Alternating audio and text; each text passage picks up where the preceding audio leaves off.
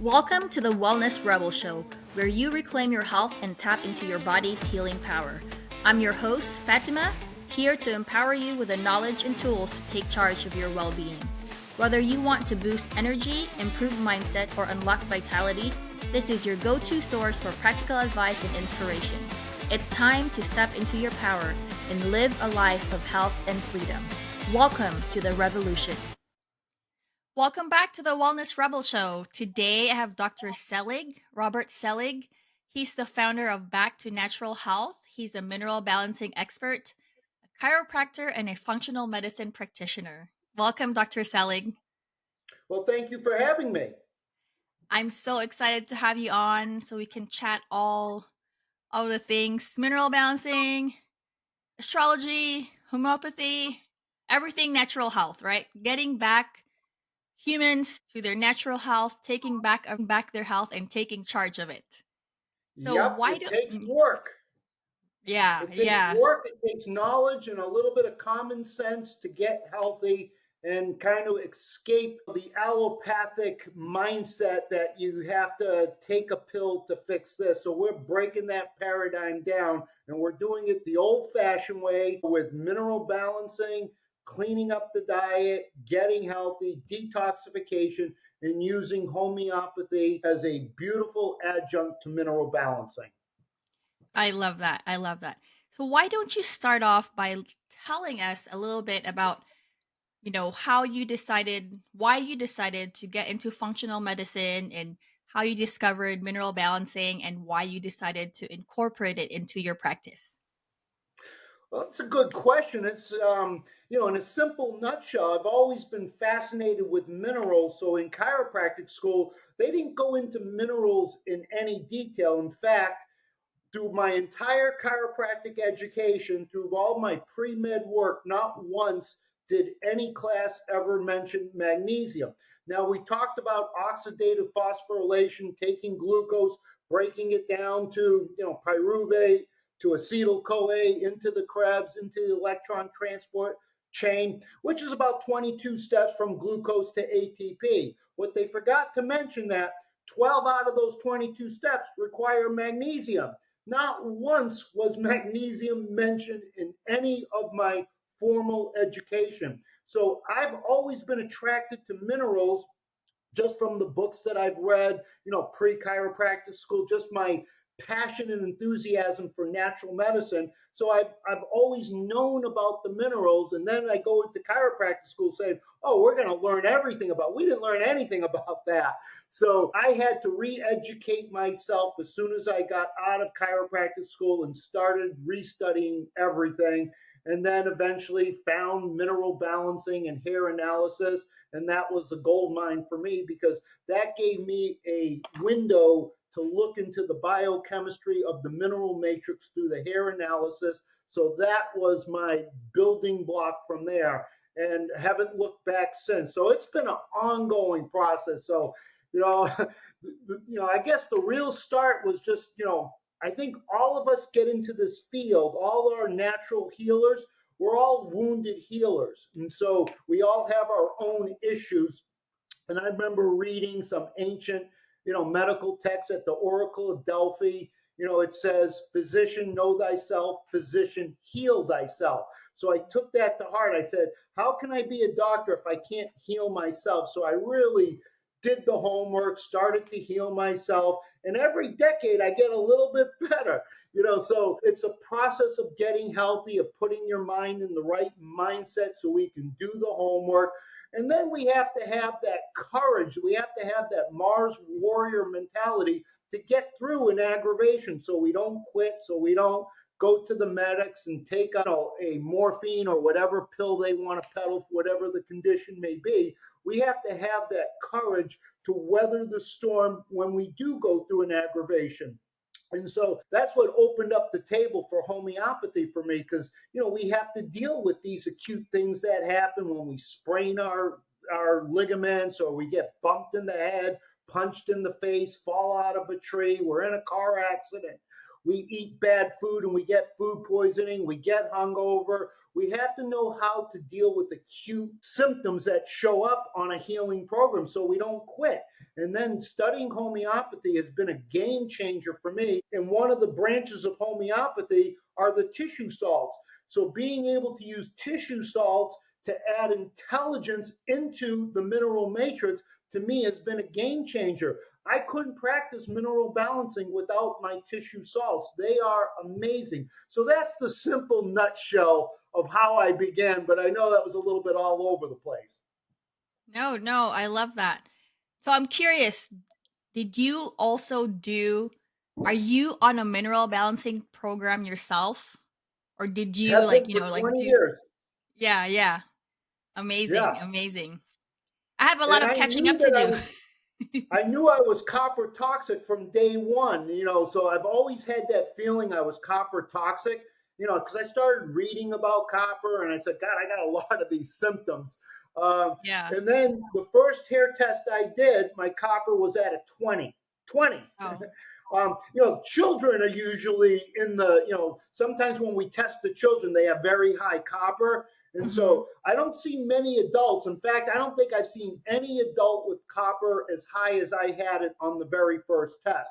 So I've been spending, the last 20 years fixing my chemistry and going through major copper dumps, nickel dumps, and just kind of moving out the garbage as I go through the hair mineral analysis. Approximately every 5 months, I'll do a retest and tweak my program so I can keep moving forward. Yeah, yeah. I know they do say, I believe it as well that healing is not a destination, it's a journey because we have to peel back a lot of layers. It's a marathon, it's a healing journey. And I Yeah. call that healing journey the hero's journey because it takes courage, it takes wisdom, it takes patience, and it's really overcoming all the obstacles to the cure, of why we're in this predicament. So it's a journey, it's a marathon. That's why we have to have patience. And the first thing I tell every patient is to get to first base. This is first base, not home. Get to Yeah. first base. 7 years to get to first base. If you think you can do this in 1 year and you could do a 3 month cleanse and you're removed all the mercury, think again. The body knows how to layer these metals and it will layer them deep into the bones, deep into the kidneys. And we have to be patient on the healing journey because the all seeing brain will not release mercury until it's safe. That's why we don't want to force metals out of the body. There's a certain order of intelligence that happens. And when the organs of detoxification are open and patent and flowing, when the adrenals pick up, now we'll have the energy reserves, we'll have the organs of detoxification more patent to start removing these toxic metals. If we don't remove these toxic metals, we don't get healthy. So that's why it absolutely is a journey. It is a marathon, and we have to have the courage and we better have a sense of humor on this road because we are going to hit the speed bump. That's not the problem. But how do we weather through the storm when we hit the speed bump, when we hit the brick wall?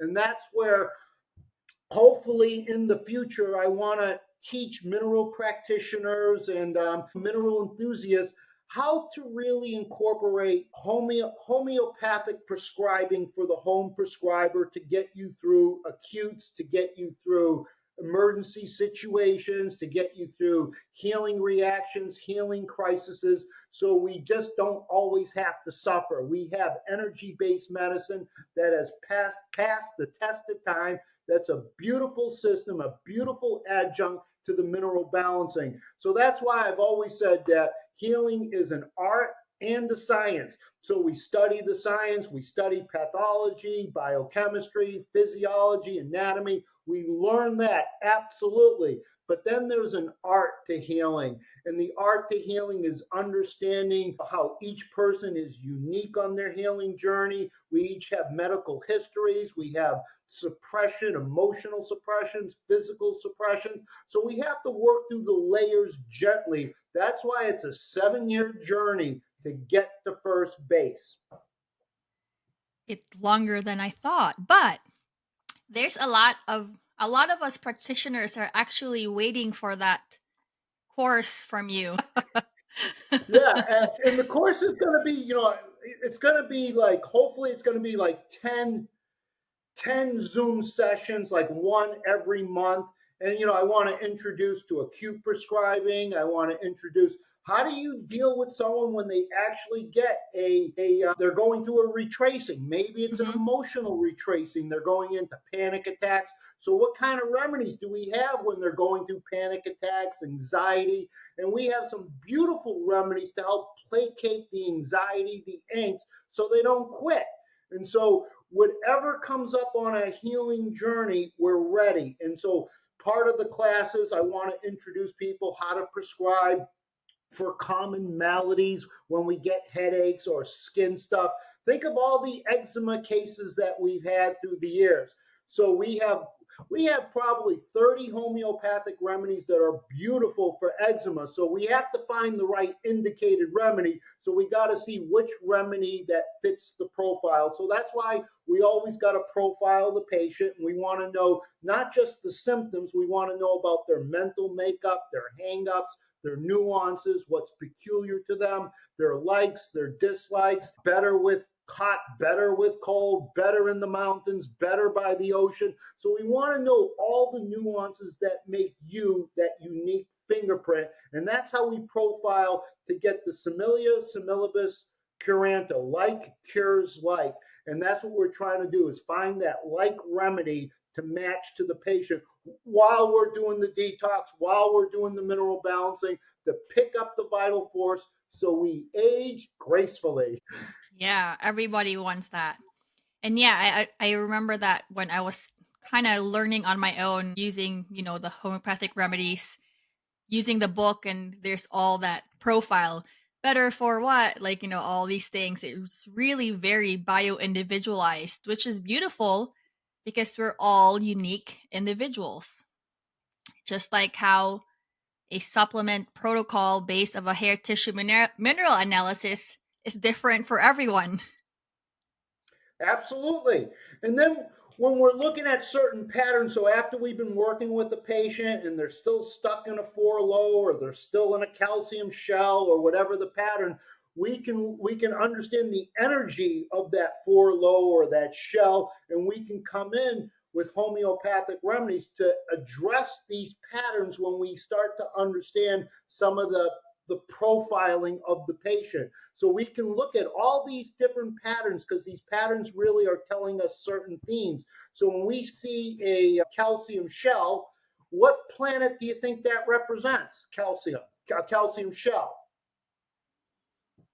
Something So that's like, calcium is the metal of Saturn. So we're going to look okay. at some themes regarding Saturn. So Saturn is the furthest from the sun, so it's cold, it's distant, it's alone, it's isolated, it's dark, it's depressing, it's father time, it's aging, it's death, it's order, it's structure.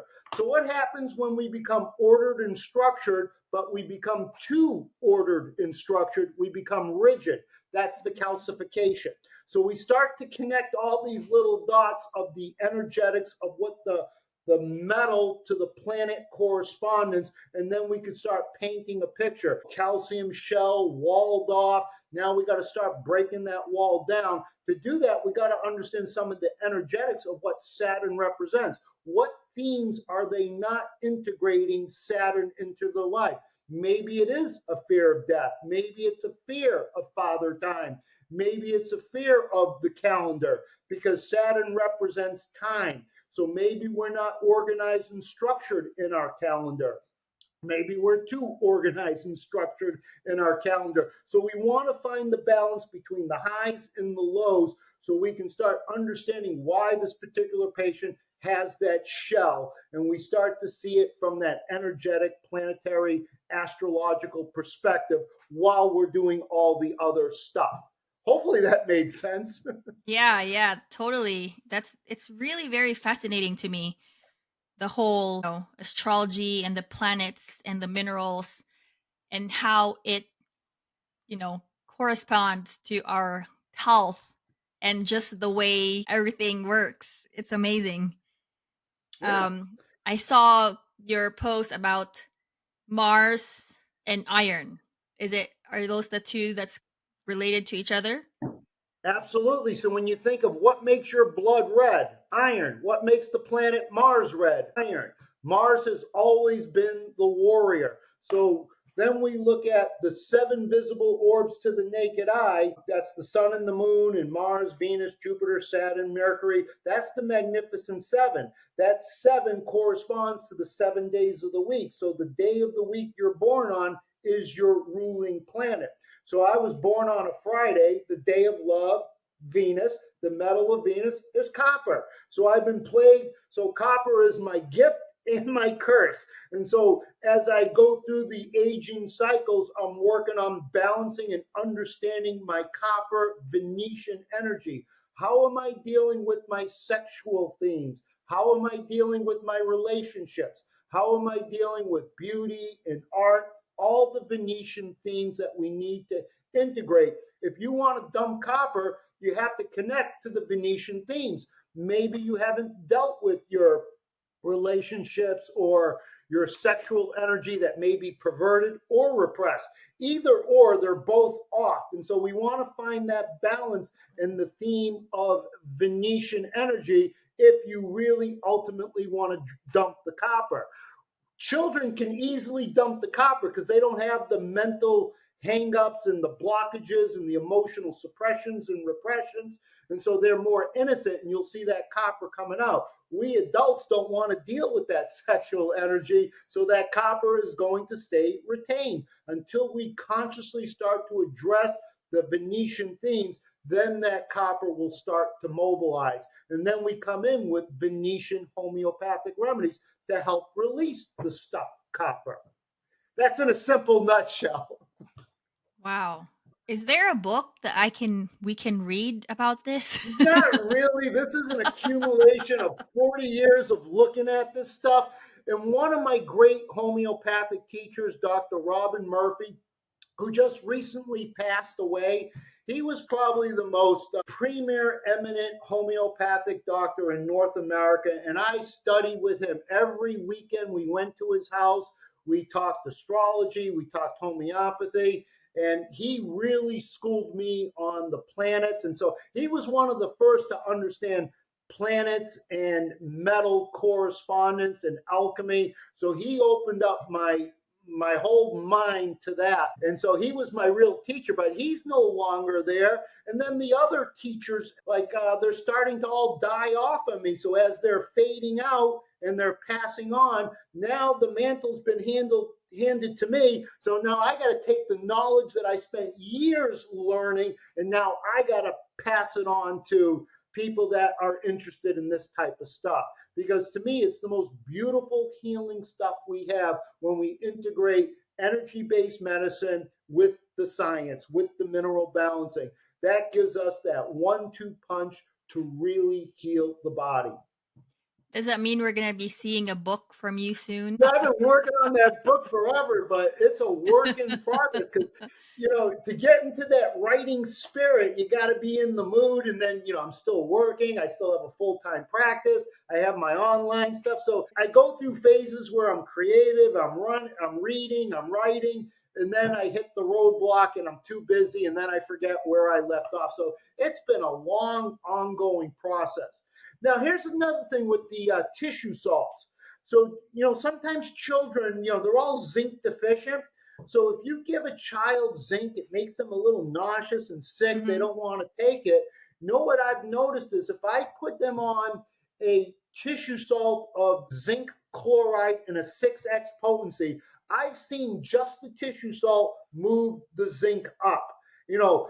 Amazing stuff without having to, give them something that makes them feel sickly. And then while I'm giving them the zinc chloride in a tissue salt, then I'm slowly integrating the zinc. Maybe we'll start with the liquid zinc. We put 1 drop in their drink beverage or whatever, build them up 2 drops, 3 drops, and we get them up to crude dose of zinc to start building them up.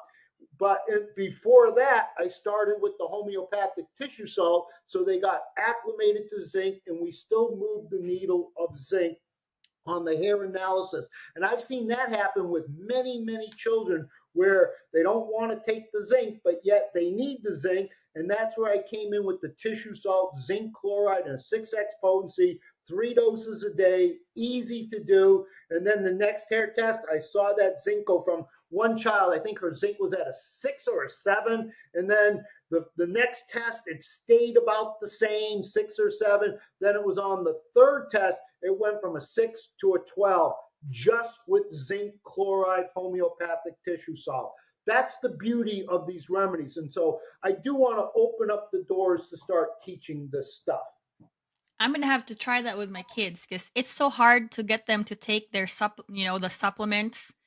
I usually just mix the capsules in the smoothies. But with that though, it's not super consistent because sometimes it's like I don't want to make a smoothie for you guys. But Yeah, yeah, I and zinc is such a big deal with these children today when we look at their immune systems with their eczemas and their ADDs and all this stuff in their chronic immune system, colds, flus, sinus stuff, ear stuff. So they need that zinc, but giving them the zinc is not always as easy as you think it would be. Take a zinc pill, then they get nauseous. Yeah. That's where keep that open mind to use these tissue salts because they are absolutely beautiful. And, they can be used for the elderly, the seniors that can't swallow or have a hard time, just taking anything. So that's why I love adding homeopathy. And that's what my my online education program will be, to really teach mineral practitioners, mineral enthusiasts, how to incorporate homeopathic and tissue salts into their practice. And we do that, just by bringing out some of the real basic remedies. So I want to be able to demonstrate to people what's one homeopathic remedy every household should have for any emergency. Arnica. So you always have an arnica laying around so the kid falls, he gets bumped in the head, he gets, scraped. So we start the case with arnica for bruises and pain and emergency situations. But then we got to understand that arnica is great for the first 24, 48, 72 hours. But then maybe we need to come in with bryonia, with rust tops, with ruta, with Bellus perennis, or other homeopathic remedies that will get the next layer to keep the case moving in the right direction. That's the stuff I want to bring to the table in my educational online program. I also want to talk about, how do we understand other labs? So I want practitioners to say maybe they don't have to run all the other labs, but maybe the patient has their blood work. So how do you look at their blood work and make some sense of the blood work to a hair analysis? Or maybe they've run an organic acid test, or they've done a stool. So I want to educate practitioners how to look at these other lab tests and correspond it to the hair analysis. And then that's just another way of profiling a patient. yeah, totally. Because I was going to ask you that. I'm like, do you ever do other lab tests, functional lab tests aside from the HTMA, or do you mainly focus on HTMAs? Yes, so HTMA is the gold standard for me, but I never just run an HTMA. Usually I'm going to run a complete blood count that's going to look at the blood sugar, the glucose, the hemoglobin A1C, the insulin. And remember that insulin, what keeps that insulin? What's the metal in insulin that keeps the other amino acid? Insulin's about 50 or something amino acids, but what's the metal in insulin? Do you know that? Metal? No. Zinc.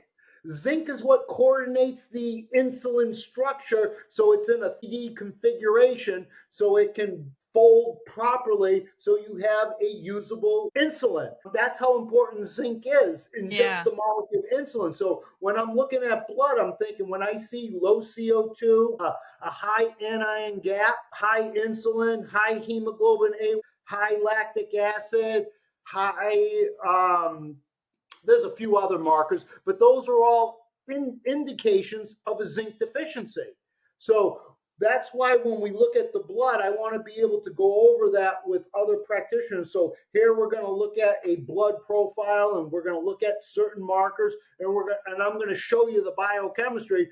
What is an anion gap? People don't even, that's every time I run a blood test, everyone across the board in 15 years, every time I've run that test over the last 15 years, everyone has a high anion gap, meaning they have a high metabolic acidosis, too many acids. The great alkaline mineral is zinc, and I'm going to show you that in the physiology of how that plays out. So I want to be able to educate so you know when we're looking at blood, how we can compare it and understand it and contrast it to the hair test to understand why we're harping on zinc and why we got to get zinc up, even though it may look normal on a hair test. But when I look at the blood test, the insulin, the hemoglobin, the lactic acid, the anion gap, the CO2, all relate to zinc. Alkaline phosphatase, that's another liver enzyme.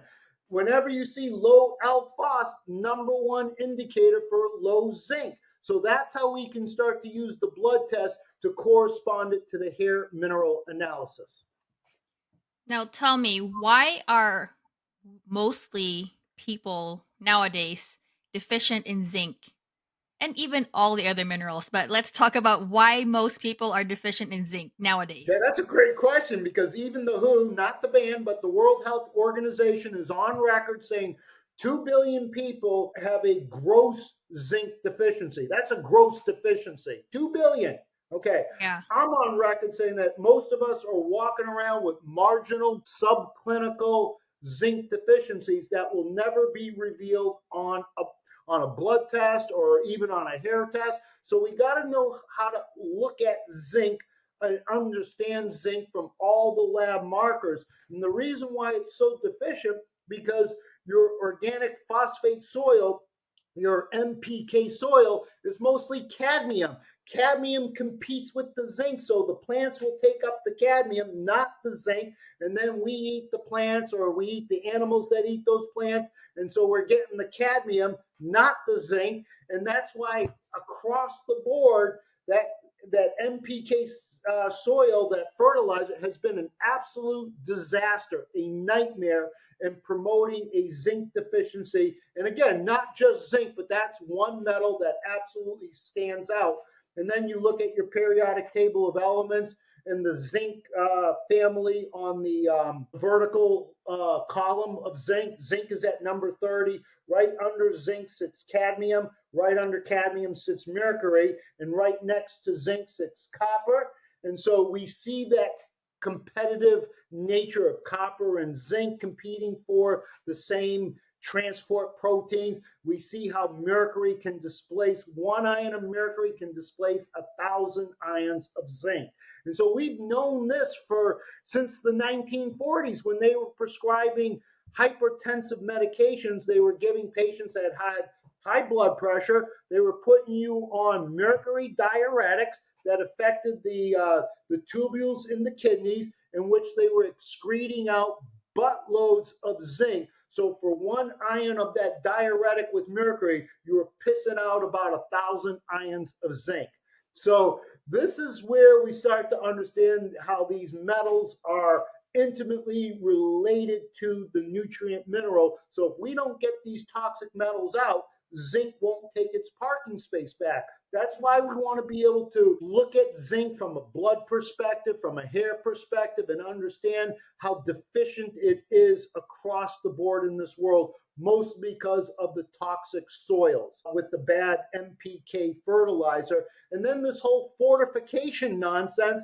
This is why everyone has toxic iron in them, because every thing that we buy on the shelves at a grocery store has been fortified with this nonsense, and it's mostly that fortified non-heme iron that's bioaccumulating. First, it's going to bioaccumulate in the liver. When the liver stores are saturated and filled up, Then it becomes the crippling arthritis into our joints, or it can go to the brain, change the personality, bring out that aggressive, angry temperaments, the real criminals and stuff like that. It can promote cancer. So this is such a big deal of understanding how our soils have been so polluted through the last 100 years, which is why everyone has a mineral dysregulation, why everyone has a zinc deficiency, copper overload, iron overload, and the whole mineral matrix has been a mess. That's why you and I are here to help fix this stuff. And that already answers the question. I was going to go towards like, so what do you say to people who say, I'm going to get all my minerals from food? There's the answer. There's the answer. You're not. It's impossible in this day and age Yeah, because yeah. the commercial soiling of this plant, we destroyed the living soils. We created dead soil. We grow dead food, creating dead corpses. So this is where we got to change this paradigm. And it's up to little you, little me to make the difference, to start educating. As they say, the children did not perish for a lack of faith, they perish for a lack of knowledge. So we need to educate, we need to hit the books, and we need to understand how the corporations don't care about us. Corporation is a corpse, is a dead entity. So we're going to break the chains from that nonsense, and we're going to come back to old school, coming back to the earth, coming back to the Yeah. living soils, the living waters.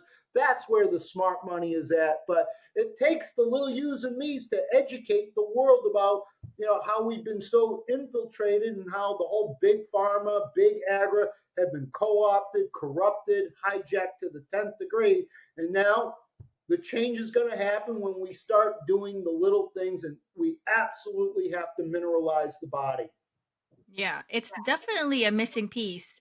Even myself, before I had already changed my lifestyle, like changed all my toxic products back in 2010, but I never knew about the mineral matrix. No one ever told me about it.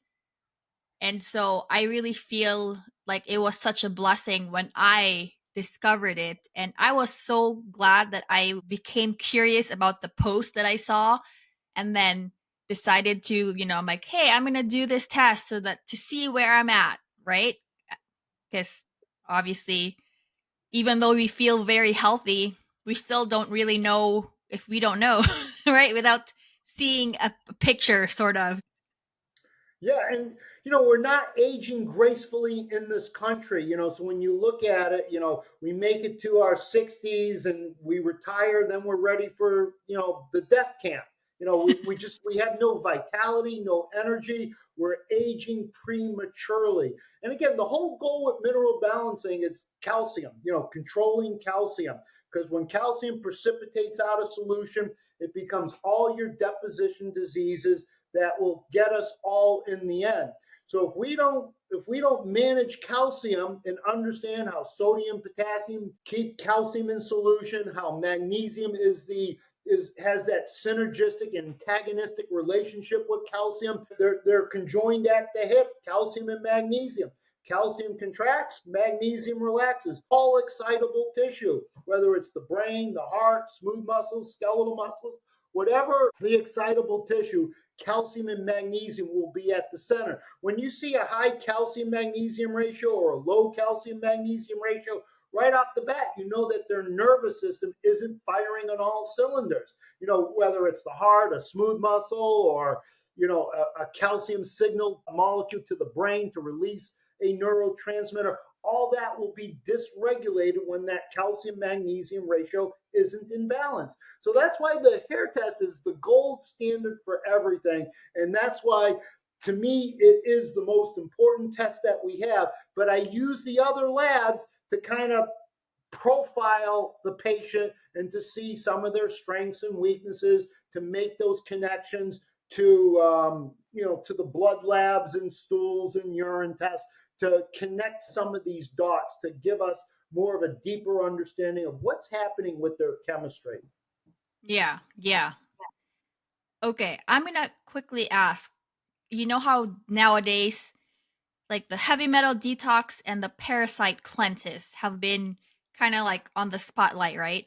you see a lot of people asking, what can I do to detox from heavy metals? And then people quickly saying, zeolites. Or with the parasite cleanse, they keep doing parasite cleanses over and over and over again. And they're still like feeling their symptoms, like they're getting nowhere.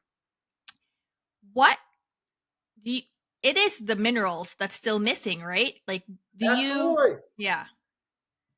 Yeah, it's when we keep doing these cleanses, and if we're not doing the mineral balancing, you can do all these hardcore detoxes. You do the wormwood and whatever that other to kill all these parasites, and we do that. You get the die off. What happens if your liver is congested, your kidneys are congested? And so when I'm looking at blood tests, we're looking at the GFR and how the kidneys are working. If I see the kidneys are already compromised, I'm going to go easy with the detox right away. We're not going to go for the strong, kill agents and this and that. We got to get the organs of elimination. They have to become more patent, flowing, and open. That's why we start doing daily coffee enemas, hit the saunas, and we start to really take on board the detoxification with enthusiasm. So I usually won't start people with saunas right away until I see they mastered the coffee enema. The liver can take you can beat up the liver, you could chop off half a liver and it will regrow in a year. The liver can take a beating. The kidneys cannot. So we got to respect the kidneys and understand that you don't want metals going through the kidneys. That will shut them down, scar them, fibrose them. And once the fibrosing becomes sclerose, then it's hard to fix. The stagnant stuff, the fibrosing, you can fix. But once that sclerosing starts to manifest, that's the scar tissue, very, very hard to reverse engineer that stuff. So that's why before we're hitting all these fancy detox stuff and all these, designer nutrients to take this out and to take that out, get the organs of elimination flowing. Hit those coffee enemas, and that's a game changer. And so I've been doing them for 20 years, and churning people on to that one procedure has been probably the most profound aspect of getting people to that next level, because everyone's walking around with stagnant livers. So that stagnant liver will become fatty. Fatty liver can still be repaired. That fatty liver will eventually become fibrosed. That can still be repaired. But once that sclerosing lays down, hard to fix. When the liver goes offline, iron, copper metabolism go offline, hormones, steroid hormones go offline, blood sugar goes offline. You think of every job that the liver does, over 500 functions, and that's why hit that organ. That's the liver. That's Jupiter. Jupiter is the largest planet in our solar system. What's the largest internal organ in you? The liver. So the liver is Jupiter, growth and expansion. So as our minds are growing and expanding, that's that Jupiterian energy. When we're not connecting to that Jupiterian energy, we start to grow and expand around our waistline. We don't want that. So we want to grow and expand consciously, not on that physical level.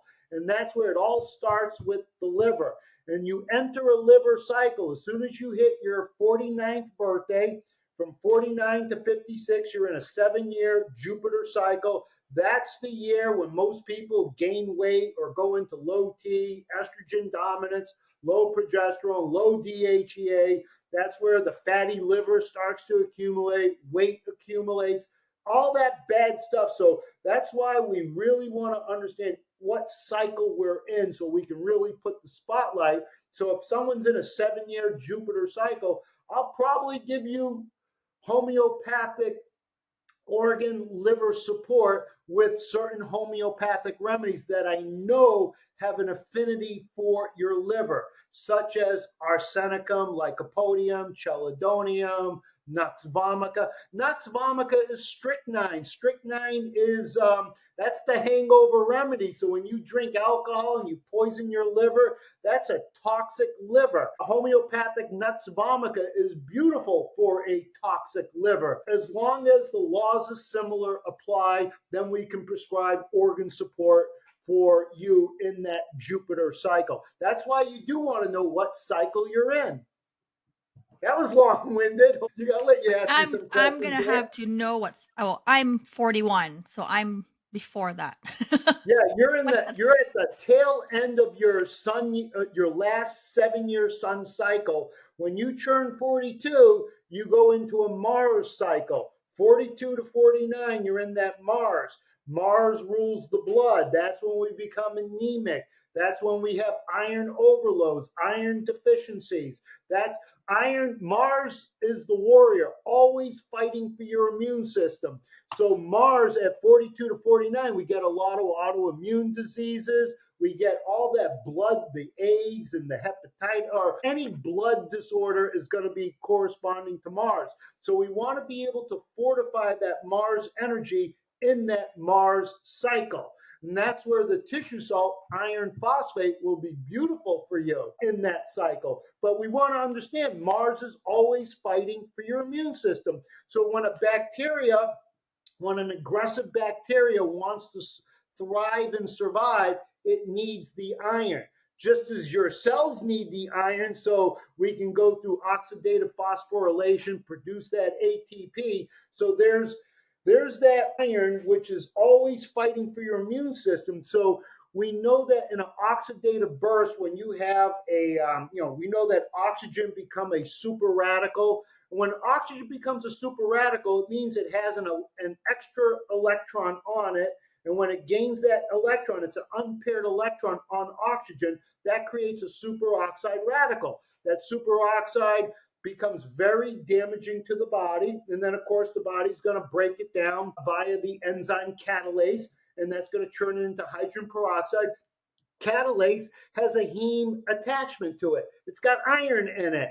And then if you want to really kill a bacterial infection, you're going to churn the hydroxyl radical, the worst free radical, but that hydroxyl radical through the myeloperoxidase enzyme will turn into bleach. That will destroy any bacteria, but that is going to be through the Fenton chemistry, iron chemistry. Mars is always fighting for your immune system, but we got to understand the energetics of Mars. So sometimes we can become the doormat. We're not speaking our truth. We're getting walked on, and so we lack that blood, that energy in the blood to fight the good fight. So we got to build up that Mars warrior energy in us so we have an immune system so we can fight the infections, so we don't become anemic, so we don't go into iron overloads. So this is the importance of understanding each cycle we go into throughout all the cycles in our life. So again, long-winded. I'll let you ask me any question on that. It's very, very fascinating. But speaking of iron, I know that they say cast iron cookware is safe. It's healthy, like a safer cookware compared to Teflon cookware. But where does that come in? Like when with iron overload or with if you're anemic, how does cast iron affect our iron and the bioavailability of the iron in our bodies? That's a great question. Now, if someone has a hemochromatosis or an iron overload, I'll probably say don't use that. Yeah. But if you're anemic and you have low iron, I'd probably say it's okay to cook on a cast iron, whatever that skillet thing is. That's okay. So there's going to be certain instances where it's okay, and then there's going to be certain instances where it's not okay.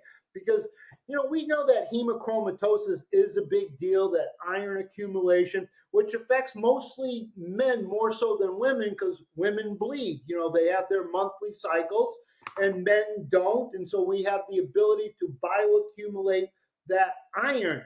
And the first place that iron bioaccumulates is the liver. And so when the liver stores are all saturated and it's completely filled up, then that iron deposits are going to go into the joints, crippling arthritis. Then those iron can go into the heart, the high blood pressure, the heart attacks and all that. So yes, we have to deal with this iron because iron, that is Mars, and we want to understand the energy of Mars, and it also rules the gallbladder.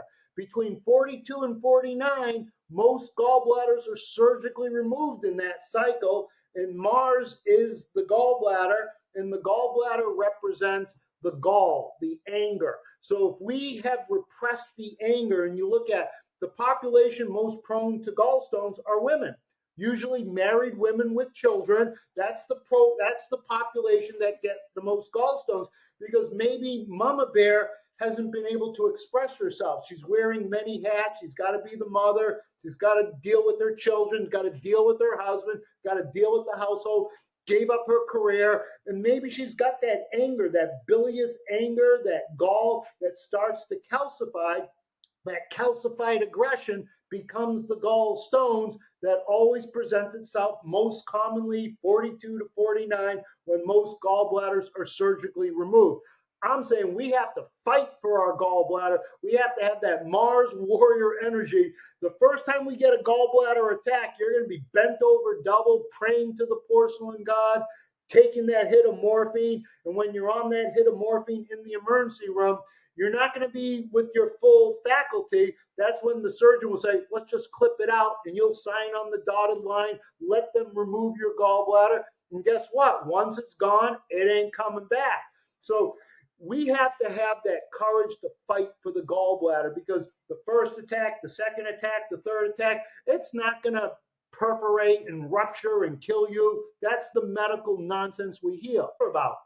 Now, if you had your 10th gallbladder attack, it may rupture. It may be time to get it removed. But most of the time, the first, second, third attack, we have to be able to understand that our bile, our liver, gallbladder connection are off, that Jupiter, Mars themes are off, and we need to process that energetically. We need to process that physically. And then when we start incorporating those two energy-based medicine and physical medicine, then we could start moving that toxic bile to start healing the gallbladder so we don't have an organ removed. Because once that organ's gone, now you're asking your liver to do double the work, and you already have a fatty liver. Now that fatty liver will become sclerosed. So we have to understand, fight for the organs. Don't get them removed, but 42 to 49, gallbladder, immune system, blood, that's all Mars stuff.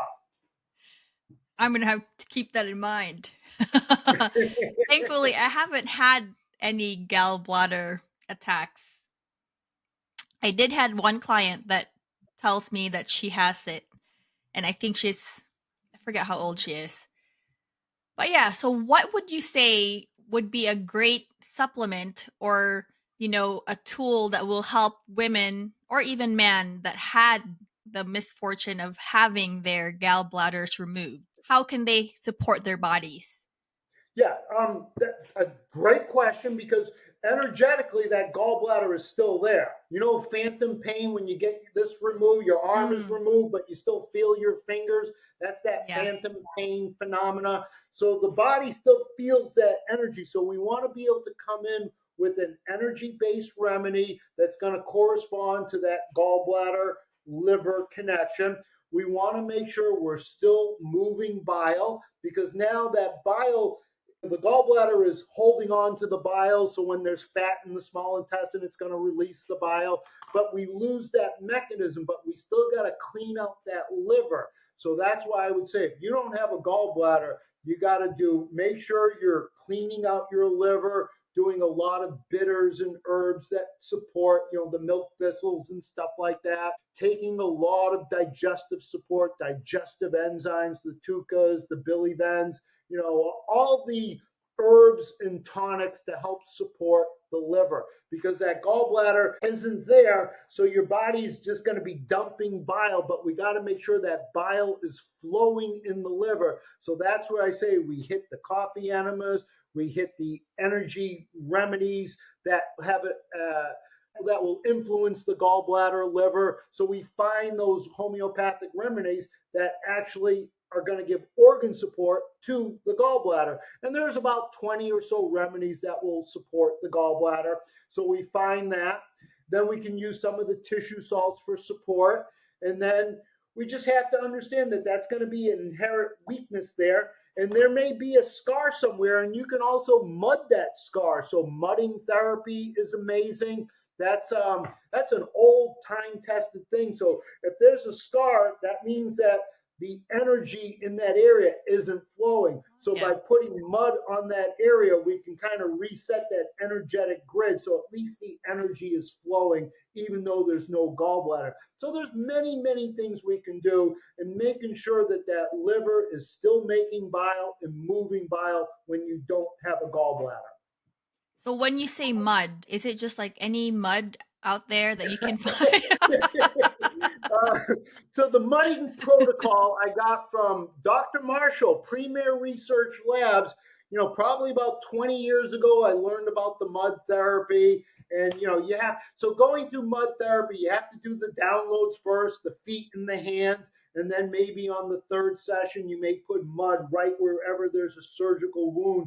And that's going to draw out all the toxins and scar tissue that stop the electromagnetic flow of the energy of that current that's been severed through the scar. So the mud kind of reset that. So mud therapy, if you really want to find out about mud therapy, it's hard for me to explain that in 2 minutes. Premier Research Labs has a lot of information on mud therapy, which is a very powerful, profound therapy that's been around for ages. You see dogs go into the mud, all animals love the mud because there's something innate intelligence is telling that the mud is a very healing, grounding, cleansing entity to pull out some of these toxins. When the dogs have all their skin stuff and they're itching, they go into the mud. Yeah. Children love the mud. Yeah, I was going to say, even kids love the mud. Premier Research is using some of the highest quality mud found in the world that has the right electromagnetic frequencies to really pull out. So again, you could probably use any mud, but there's good, better, best. So go for the best. Yeah. No, I just got it piqued my curiosity because, with my first, it was like a home birth attempt turned C-section. And I've learned that too, like through the years that, the scar tissues are like blocking energy, like that fascia, all the things. So I'm like, I can probably do that on my C-section scar. Yeah, and a C-section should be mudded. Yeah. Every woman that has a C-section should be mudded. And you look at, the first wounds we have are that whole birthing cycle. And this is what I call the wounded witch phenomena, where we let the male doctors control the whole birthing cycle. What's the one thing they give a woman for contractions? They give you Pitocin. Pitocin. Yeah. You know what Pitocin is? Synthetic What? oxytocin. So they're taking a posterior pituitary hormone and they're giving you a synthetic version. So they're cutting off that love connection, that feeling connection. And oxytocin causes contractions. So when they give you that synthetic version of oxytocin called Pitocin, then you're going to get severe contractions causing unbearable pains. Then the next thing you have to get is an epidural. Yeah. And then so the baby has already been hit with the tocin and with the epidurals, and then we don't cut the cord correctly. So this is why home birthing is so important. And every woman, before they even think about getting pregnant, they got to spend at least 1 year cleaning up before they're about to conceive. And that goes for the men too. And what's going on in our country? Men are shooting blanks. Have you noticed that phenomena? Yeah. The A sperm lot count of decreased, 50% in the last 50 years? And then we look at sperm. What's the magic mineral in sperm?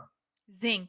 Zinc, baby. So it's like the men are shooting blanks because we're zinc deficient. The body will do, the body will use the zinc for many, many other things, but it will, when you're in a deficient state, then that sperm won't have that high velocity and the high quality of sperm when that zinc is deficient, because the zinc pool is going to be used to keep you alive, to deal with CO2. every ion of CO2 that has to be dealt with, you better thank the carbonic anhydrase enzyme, which is absolutely zinc dependent. So every CO2 molecule is zinc. So we have to start looking at the body holographically and energetically so we really can set the table for some real healing. Yeah, yeah, and we see a lot of it nowadays. Couples having a harder time getting pregnant, or a woman having a hard time staying pregnant. And a lot of times, though, doctors will tell them that it's only the woman. It's only a woman problem. They don't ever mention, "Hey, maybe it's your partner. They need to get healthy." Right? They leave that out of the equation, don't Yeah. they? It's always the woman's fault, So this is where, this patriarchal society has destroyed the matriarch. And so, from an astrological perspective, you know about the four great cycles of time: the golden age, the silver age, the bronze age, the iron age. So we're in the iron age and we're just transitioning into the bronze age. So of course bronze is 90% copper, 10% tin. So we're going into the copper age. So iron, we've been in the darkest of dark periods in the iron age. We're transitioning into the bronze age. So copper will be the leading lady in this new epoch. But before copper gets regulated, it's been subjugated and it's been, really controlled and manipulated for the last 2,000 years. So copper absolutely will be dysregulated. And this is why we see, boys turning into girls. That we see women in MMA, with the six pack abs, they're becoming more masculine. The men are becoming more feminine. And so that's all because of this iron copper dysregulation. So when I say iron and copper, the two most dysregulated metals in all of human physiology, just look at the astrology. Iron age, bronze age, that tells you the story. I could have told you 2,000 years ago when we got to this point in time in our cycle that copper will be the most dysregulated. But iron is still, again, we're transitioning. So iron, copper, iron age, bronze age. So in this transition, those are going to be the two most problematic metals. And what do iron and copper have in common? They have a love affair with oxygen. That's their gift, that's their curse, because we need that oxygen, but anything can oxidize. And Yeah. that's why copper and iron are notorious for oxidation, and that's going to create more free radicals. Those two metals create more free radicals than any other thing because of their love affair with oxygen. Again, that's their gift and their curse. Yeah, yeah. Speaking of copper, I want to touch on quickly because you shared that on your first test you had a really high copper.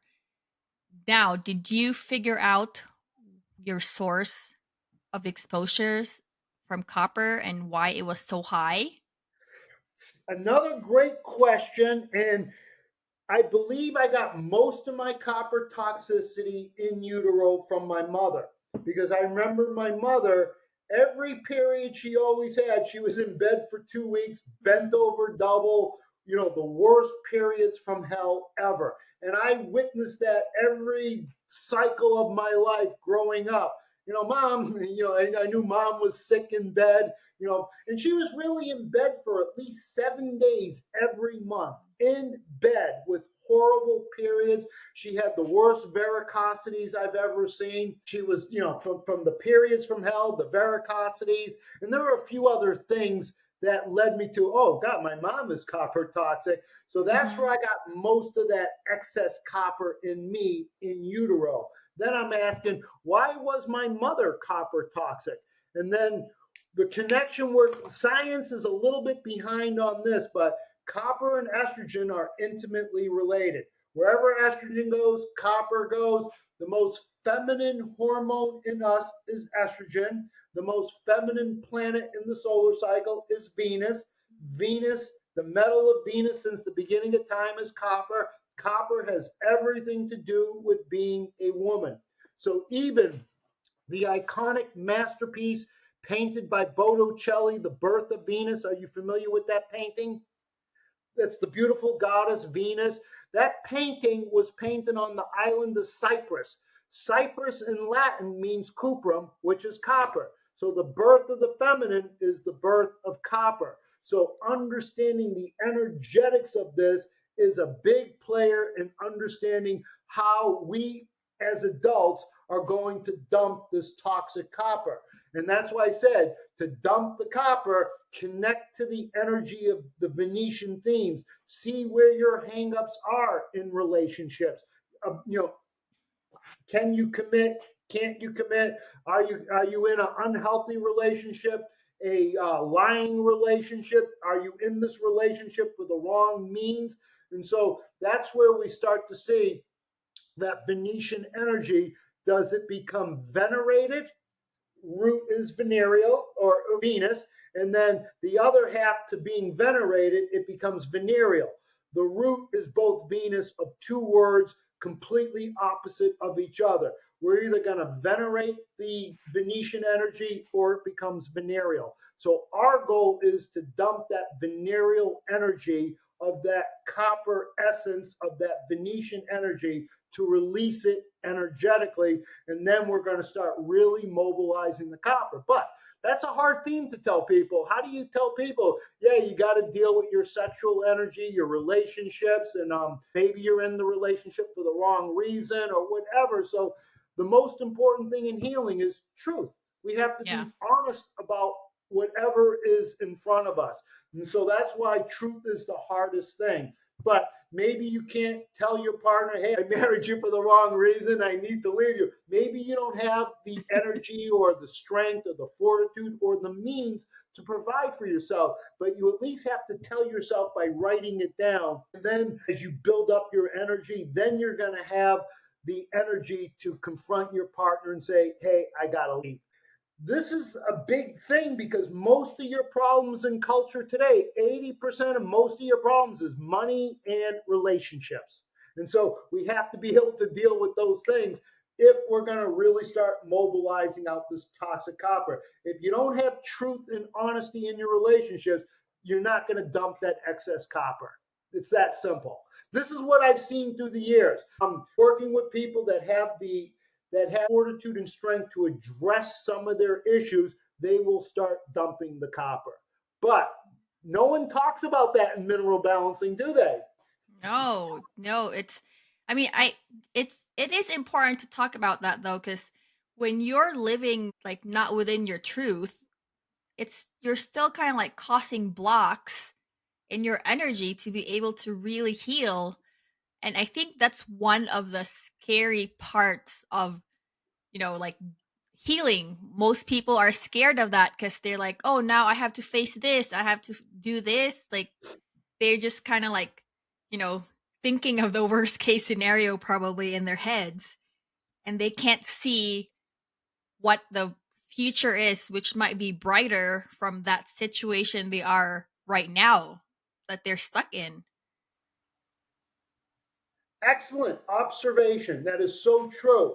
And so, before we get to those deep emotional layers, I'm going to say maybe the first 3 years we're just doing the physical work. We're doing the minerals, doing the detox, cleaning up the diet, removing all the noxious chemicals, getting off the birth control. Then you ask me, why do we have such a population that has copper toxicity? Is it just the age we're in? Well, that's one element. It's also all the fake estrogens, the xenoestrogens, which are coming from the titans of industry that have unleashed all the plastics and atrazines and glyphosates. Those are all xenoestrogens that look like an estrogen, smell like an estrogen, and behave like a toxic estrogen. Then when the estrogens build up, then the copper can hydroxylate the estrogen, turning a normal age-related estrogen into a malignant estrogen, promoting growth, fibroid growth, cyst growth, acne growth, weight growth, cancer growth. And that's what excess estrogens in copper will do. They'll build up in the body and it will affect you, whether it's the cancer, the obesity, or whatever it may be. We're going to see that. But we don't go into these emotional layers until we get a foundation to build people up. And as we're building them up, we're coming in with homeopathic remedies to help give them, to remove that blockage, that layer, whatever that obstacle to the cure is, their fears, their phobias. So we're slowly building them up. Maybe 4 years into the program, now they have a light bulb goes off in them. Now they have the courage and energy to bring honesty to the relationship, to either fix it or leave it. And so you can't start with the emotional stuff right away. No. Like I said, 7 years just to get the first base. The first 3 years is just mostly physical work of detox, cleaning up the diet, getting off of all the bad chemicals and deodorants and makeups and the lead lipsticks and all this shit we've been inundated with. So that's why I say we don't go into the real healing until we get the basic foundations under our belt. Yeah, yeah.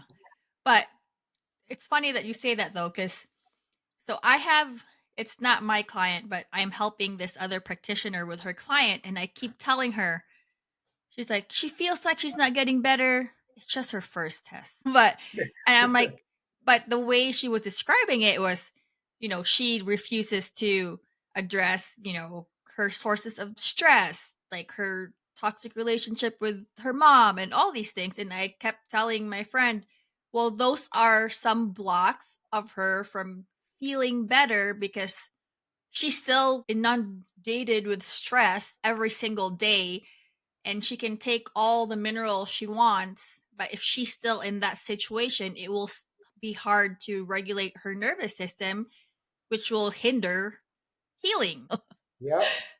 So how do you even like make them see that, okay, since you're choosing to stay in that situation, that you're just going to have the patience to go through, you know, to go through the motions until you really start feeling the improvements.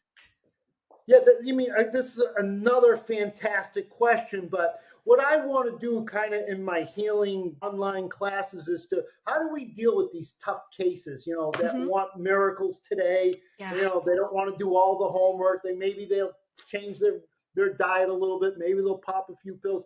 How do we set realistic goals for these patients? How do we really not to throw them away, but how do we work with them so we can start moving them in a better place? Because with those type of patients, those are tough. They want results today, but yet they don't want to do this, they don't want to do that, and they're Yeah. throwing a million rules at you. How do we deal with them? So that I'm going to be discussing some of that stuff. And again, I'm not perfect in that. I have a batting average. We all have a batting average, but every year I'm getting a little bit better dealing with the harder patients. And I'm starting to see what is working, what isn't working. How do I find what they will do? How do I set realistic guides and tones to so they can really understand that they're not going to fix anything in 3 months? No, excuse me. Gotta They're not going to fix everything in one hair test. It Mm-hmm. takes time. That's why when I'm working with a client, one of the very first things I goes, 7 years, 7 year cycles. So Yeah. you got to be patient. So we got to be able to set realistic goals and timelines and expectations on a mineral balancing program. So they're not coming in, all high and mighty that they're going to fix every chronic disease that they've had for 20 years in one hair round. No, it doesn't Yeah. happen. So we have to be pragmatic about it, but we also have to be caring too, to understand where they're coming from. And that's why I'm going to profile them and I'm going to give them homeopathic remedies to help deal with some of those blockages that they have. Now, finding that right homeopathic remedy, it takes time. You have to work with them. You have to see the different layers that unfold. So it's a great question. I don't have a concrete answer for you as of this moment, but it is something I will be addressing on my online courses on how we deal with these problematic cases and how we go about it so we can start really not giving up on them, how we can, add that common sense approach to work with them, to build them up. So at some point in time, they will say a light bulb goes off in their head that, yep, I have to address this, I have to address that. I've been working with my sister for 20 years and she's just starting to get it. Because I've been preaching to her 20 years. I mean, she rejected everything I said for the first 10 years. And then since COVID, she's been on my side. She was all allopathic, this, but finally that light bulb went off, and she's following me, religiously now. But at first, she rejected everything I said. So we have to find that balance, because we can only help the ones that want to get better a little bit more than we want them to get better. So we have to be able to work with people that have realistic goals, and they're pragmatic in their healing stuff. You've had a fibroid in you for 20 years. You think we can dissolve that in 1 year? Takes time. So we have to have patience, we have to have intelligence, and we have to have passion to understand who's in front of us. And that's some of the stuff that I'll be going over in one of the classes in the future. Okay. So I'm going to have to add that to my things then. Like, it will take 7 years.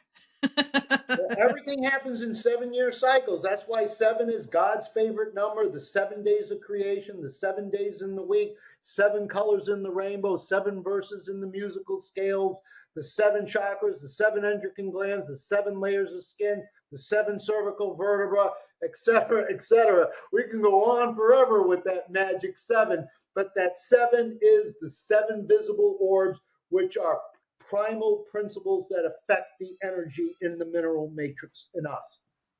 I love that. All right. I feel like we can keep going on, but I hear one of my kids yelling.